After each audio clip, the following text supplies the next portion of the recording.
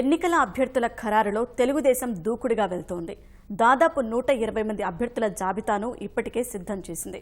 2 రోజుల్లో తొలి జాబితాను అధికారికంగా ముఖ్యమంత్రి చంద్రబాబు విడుదల చేయనున్నారు. ఆ తర్వాత ప్రచారానికి వెళ్లేలా కార్యాచరణను సిద్ధం చేస్తున్నారు.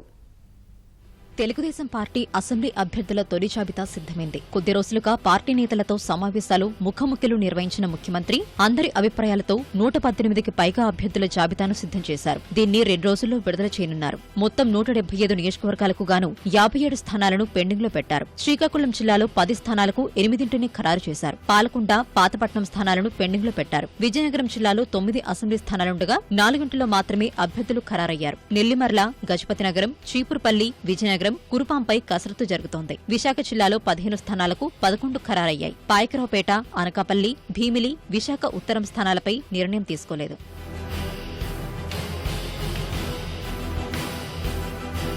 తూర్పుగోదావరి జిల్లాలో 19 స్థానాలకు 16 ఖరారయ్యాయి. అమలాపురం, పి గన్నవరం, రాజమండ్రి అర్బన్ స్థానాల్ని పెండింగ్ లో ఉంచారు. పశ్చిమ గోదావరి జిల్లా 15 నియోజకవర్గాల్లో 10 స్థానాలు ఖరారయ్యాయి. కొవ్వూరు, చింతలపూడి, నిడదవోలు, గోపాలపురం, పోలవరంపై కసరత్తు జరుగుతోంది. కృష్ణా జిల్లాలో 16 నియోజకవర్గాలకు 5ని అధినేత పెండింగ్ లో పెట్టారు. పెడన, తిరువూరు, పామర్రు, నూజివీడు, కైకలూరు స్థానాలపై ఉత్కంఠ కొనసాగుతోంది. గుంటూరు జిల్లాలో మొత్తం 17 స్థానాలకు 8 మాత్రమే ఖరారయ్యాయి. బాపట్ల, గుంటూరు ఈస్ట్, గుంటూరు వెస్ట్, మాచర్ల, మంగళగిరి, నర్సరావుపేట, పత్తిపాడు, సత్తెనపల్లి, తాడికొండ అభ్యర్థుల ఎంపిక పూర్తి కాలేదు. ప్రకాశం జిల్లాలో ఒక్క స్థానం మినహా 11 నియోజకవర్గాలకు అభ్యర్థుల ఎంపిక పూర్తయింది.